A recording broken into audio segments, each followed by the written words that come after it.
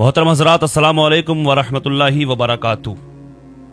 उम्मीद है आप खैरियत से होंगे। अल्लाह की बारगाह में दुआ है अल्लाह तबारक व तआला आपको और भी खुश रखे, दुनिया और आखिरत की तमाम भलाइयाँ नसीब फरमाए, आमीन या रब्बल आलमीन। वक्फ बिल के ताल्लुक से पता लग गया होगा शायद आप लोगों को, शायद कुछ लोग ऐसे होंगे जो नहीं पता लगा हो। मैं तो समझता हूँ सभी को मालूम हो गया होगा कि क्या हुआ। तो तकरीबन 1 साल से जो बहस चल रही थी ना वक्फ बिल संशोधन के नाम पर,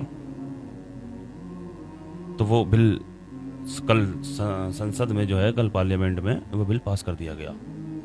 लाख कोशिशें की, लाख एहतजाज किए, प्रदर्शन किए, धरना प्रदर्शन किए, जंतर मंतर पर भी किए, हर स्टेट में अलग अलग किए। मुसलमानों ने खूब मुखालफत की इसकी, लेकिन जिस तरह ताज्जुब की बात है भाई, पार्लियामेंट में जो भी कोई अगर बिल आता है तो वो मुसलमान अगर उसकी मुखालफत करते हैं, अगर मुसलमानों के खिलाफ कोई, अगर वो मुसलमानों का अगर कोई उसमें नुकसान होता है, अगर ऐसा लगता है मुसलमानों को इसमें हमारा नुकसान है और मुसलमान उसके खिलाफ एहतजाज करते हैं, तो वो बिल पास होकर ही रहता है।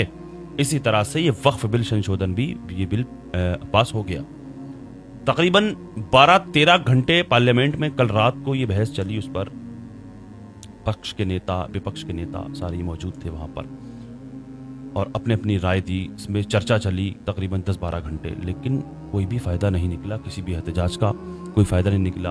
और बड़े बड़े नेता, दिग्गज नेता, बैरिस्टर असदुद्दीन जैसे नेता, और किसी को कोई फ़ायदा नहीं निकला।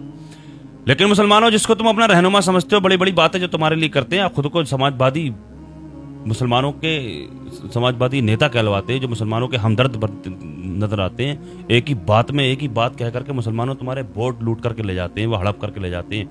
लेकिन जब मुसलमानों के हक की बात कहने का मौका आता है ना, तो उस वक्त में वो आपको वो ठेंगा दिखा कर चले जाते हैं। जिस तरह किसकी बात कर रहा हूं मैं? नीतीश कुमार साहब की बात कर रहा हूं, बिहार के चंद्रबाबू नायडू जी।